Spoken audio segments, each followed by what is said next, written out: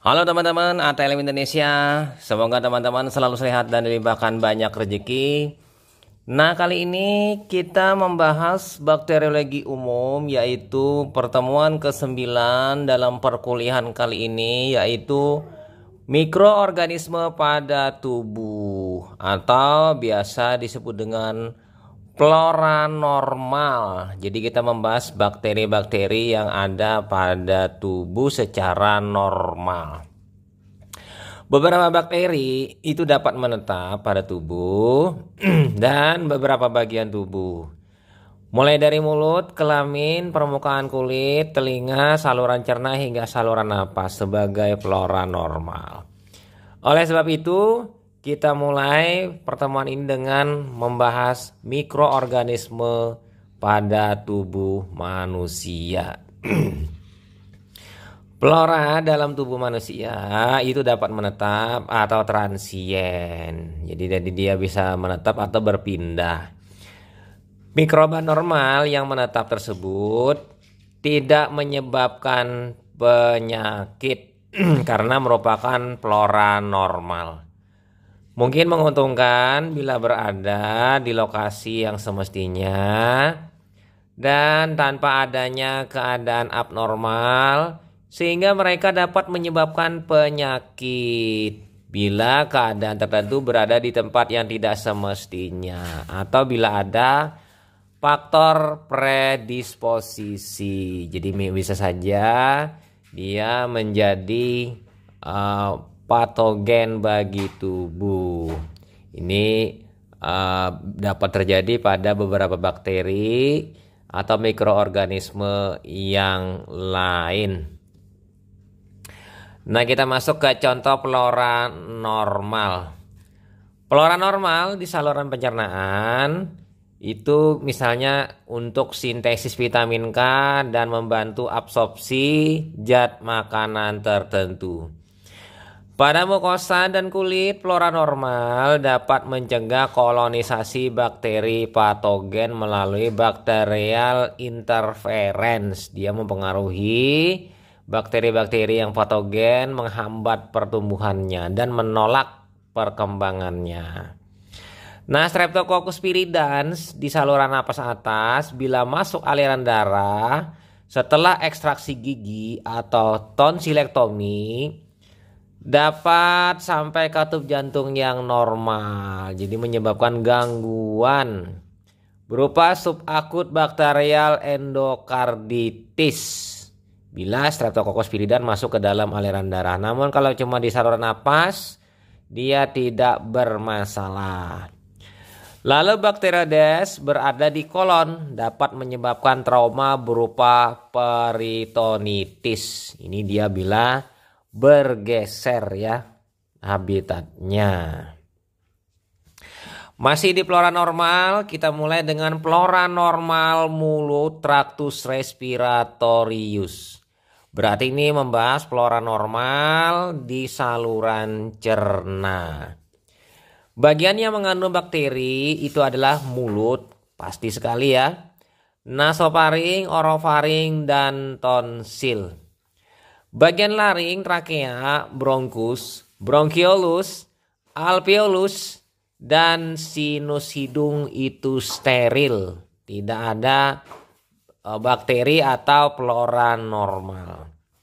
Nah, mulut kaya mikroorganisme seperti Staphylococcus epidermidis, Staphylococcus aureus, beberapa mikrokokus berpigmen, Staphylococcus anaerob pada permukaan gigi dan saliva. Jadi ini adalah flora normal yang ada pada mulut. Dan mungkin juga ada yang lain, misalnya pada ditemukan Streptococcus viridans, grup mitis dan salivarius, Enterococcus neisseria berpigmen, Veillonella sp, Corynebacterium anaerob, Actinomyces, E. coli, Klebsiella hingga Enterobacter. Grup ya, di sini ada Haemophilus, Bacteroides, Fusobacterium, Vibrio spotorum dan beberapa Spirochaeta. Dan juga yang terakhir ada Streptococcus piogen 5-10% pada mulut normal.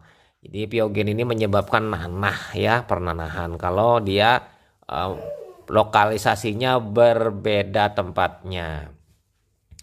Dan juga mungkin ada kan ditemukan Streptococcus pneumonia 25% pada permukaan gigi orang dewasa. Sementara pada tempat lain misalnya pada paring itu ada Streptococcus non-hemolytic dan alpha hemolytic dan Neisseria.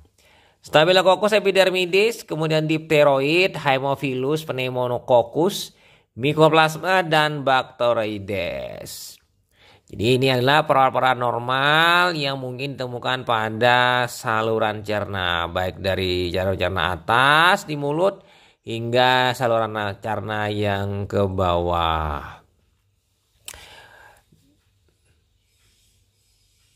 Kita pindah ke flora normal digestipus. Ini di saluran cerna yang bagian bawah. Tadi kita bahas di respirasi. Ini yang sekarang di digestipus. Saluran pencernaan yang mengandung mikroorganisme adalah usus besar. Osofagus dan lambung kecuali pada saat penelanan makanan umumnya steril atau mengandung kurang dari 10⁻³ bakteri per mililiter. Jadi dimulai dari yang lambung ya. Ini terjadi karena gerakan makanan yang cepat ke usus kecil serta adanya asam lambung. Kita tahu asam lambung mampu mematikan bakteri. Kadang-kadang di duodenum dan jejunum ada Streptococcus, Lactobacillus, dan Yeast. Terutama Candida albicans dalam jumlah kecil. Ini saluran cerna bagian bawah, sementara ini kan saluran napas dan saluran cerna ya. Masih di digestipus di sini. Kurang lebih 20% massa feses berisi bakteri. 10⁴ mikroorganisme per gram barat basah dari feses. Mikroorganisme di kolon itu terdiri dari Bacteroides, Bifidobacteria, Eubacteria, Lactobacillus, Coliform Streptococcus, Clostridium, dan beberapa jenis yang lain. Eradikasi flora normal dengan antibiotik dapat menyebabkan overgrowth Clostridium difficile. Ya, mengeluarkan enterotoksi dan menyebabkan kolitis. Jadi hati-hati, flora normal akan tergilas atau mati bila pemberian antibiotik. Neonatus flora normal usus terbentuk dalam 24 jam setelah lahir. Jadi bayi setelah 1 hari 1 malam maka akan terbentuk flora normal. Lanjut lagi masih di flora normal di saluran cerna. Pada bayi yang disusui Lactobacillus bifidus lebih dominan. Bakteri lain yang ditemukan misalnya Enterococcus, Coliform, dan Staphylococcus. Feses bayi yang mengandung susu buatan mengandung Lactobacillus acidophilus, Coliform, Enterococcus, dan Bacillus anaerob termasuk Clostridium sp. Lactobacillus bifidus banyak dijumpai pada pemberian susu formula dengan penambahan laktosa 12%. Nah, lanjut lagi di sini ya. Flora saluran pencernaan berperan dalam sintesis vitamin K, konversi pigmen empedu dan asam empedu, absorpsi zat makanan serta antagonis mikroba patogen. Jadi di sini vitamin K diaktifkan di usus, kemudian lagi mensintesisnya, konversi pigmen empedu bilirubin menjadi urobilin, sterkobilin ya. Dan di sini pastinya mampu menekan pertumbuhan mikroba patogen. Nah, kita pindah ke flora normal traktus genitourinarius. Berarti di sini adalah di kelamin ya, saluran kemih. Mikroorganisme dapat ditemukan di genitalia eksterna. Jadi kelamin luar. uretra anterior, dan vagina. Bagian lain umumnya tidak terdapat mikroorganisme menetap. Di orifisium uretra wanita dan pria yang tidak disirkumsisi, sering dijumpai Mycobacterium smegmatis, Dipteroid, Streptococcus non-hemolytic, dan Streptococcus epidermidis. Jadi di sini akan ditemukan bakteri ini sebagai penghuni atau flora normal di kelamin. Masih di Geneta urinarius di sini khusus wanita bakteri Doderland. Jadi suatu Lactobacillus anaerob.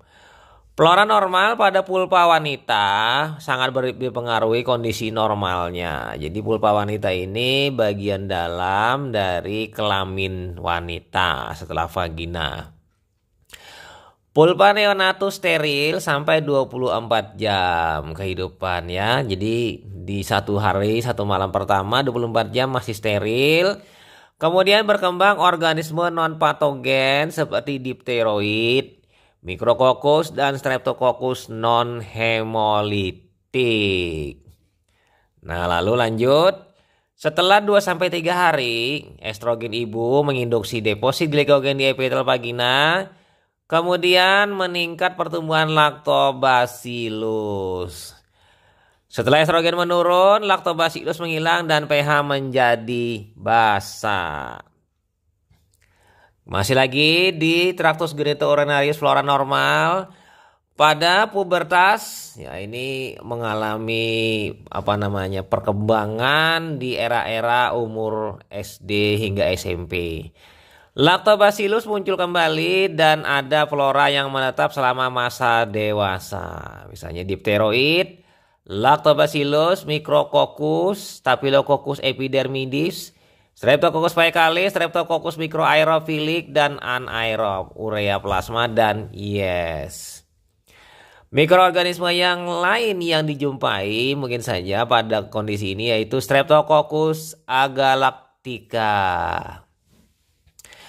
Flora pada masa postmenopause, ini wanita yang sudah selesai masa haidnya, pubertas tadi menarke ya, menyerupai masa prepubertas. Jadi menyerupai hampir sama.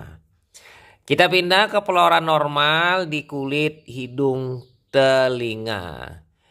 Tersering di kulit adalah Staphylococcus epidermidis, Micrococcus, Streptococcus alpha hemolyticus, Streptococcus non-hemolyticus.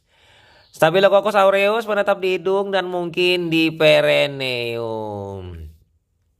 Kolonisasi yang transien oleh Staphylococcus aureus dan bakteri lain dapat terjadi di semua bagian kulit karena kontak dengan dunia luar. Dapat dijumpai pula beberapa jenis jamur dan kadang-kadang Propionobacterium acnes, ini yang menyebabkan jerawat, dan Mycobacterium yang sapropit. Nah, masih di flora normal kulit, hidung, dan telinga. Cuci tangan dapat mengurangi jumlah bakteri sampai 90% dan jumlah semula akan kembali dalam 8 jam. Jadi penting di sini sekali ya untuk mencuci tangan untuk membersihkan, mengurangi bakteri. Flora liang telinga tengah, ini media dari medium telinga ya. Biasanya merupakan gambaran flora kulit seperti Streptococcus pneumoniae, batang gram negatif termasuk Pseudomonas aeruginosa, Staphylococcus aureus, kadang-kadang Mycobacterium saprophyt. Sementara telinga tengah dalam kondisi steril, dia jadi tengah dan telinga dalam itu steril, bebas dari bakteri. Karena kalau ini ada bisa terjadi proses yang namanya radang telinga, otitis media.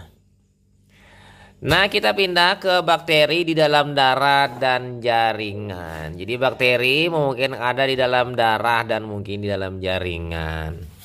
Dalam keadaan normal, darah dan jaringan itu steril karena ini terkait dengan adanya leukosit yang mampu memusnahkan ya di dalam darah tadi, dalam jaringan bakteri yang masuk. Kadang kadang karena manipulasi sederhana seperti mengunyah, menyikat gigi, ekstraksi gigi, flora komensal dari mulut masuk jaringan atau darah. Jadi tidak sengaja masuklah dia melalui aliran darah. Pada keadaan normal, mikroorganisme dimusnahkan oleh sistem kekebalan tubuh. Jadi aman-aman saja sehingga steril darah dan jaringan. Kita pindah ke flora normal mata.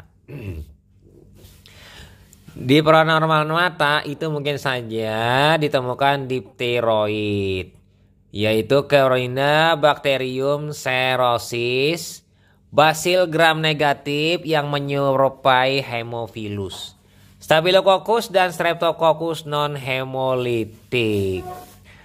Flora konjuktiva dalam keadaan normal dikendalikan oleh aliran air mata. Jadi air mata itulah yang menyeterilkan dan membersihkan mata.